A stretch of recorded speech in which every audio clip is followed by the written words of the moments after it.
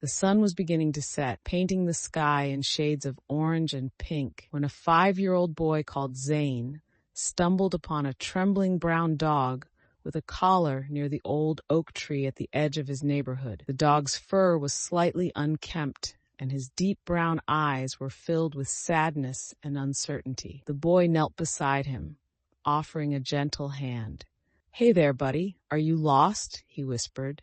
The dog hesitated before slowly sniffing the boy's hand and then nudging it, as if seeking comfort. His collar was worn, and there was no sign of an owner nearby. Determined to help, the boy led the dog home. His mother, though initially hesitant, saw the desperation in the dog's eyes and agreed to let him stay for the night. The boy named him Rusty and gave him a warm bath and a plate of leftovers, which Rusty devoured gratefully.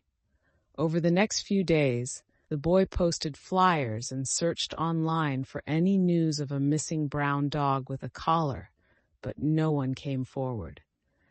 In that time, Rusty became more than just a guest. He became a friend. He followed the boy everywhere, from doing homework in his room to playing catch in the backyard.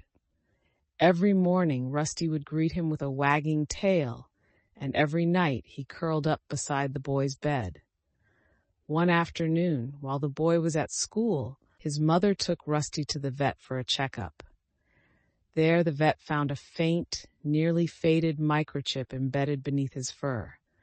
After scanning it, they discovered Rusty had an owner, a woman named Mrs. Jenkins, who lived in the next town. She had been searching for him for weeks and had almost lost hope. When the boy came home, his mother gently broke the news. His heart sank. The thought of losing Rusty was unbearable, but deep down, he knew the right thing to do.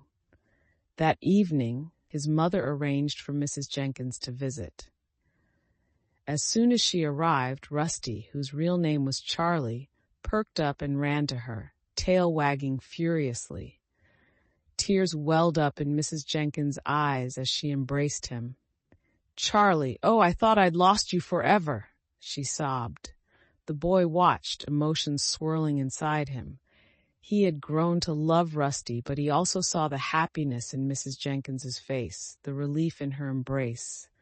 Charlie licked her face, and then, as if to say thank you. Mrs. Jenkins noticed the sadness in the Zane's eyes. She smiled warmly and said, "Zane, you've taken such good care of him. I'd love for you to visit any time." The boy swallowed the whispering, "I'll miss you, buddy." And as he watched them drive away, he knew he had done the right thing. Even though he had lost a friend, he had also helped reunite a family. And in his heart, that was worth everything.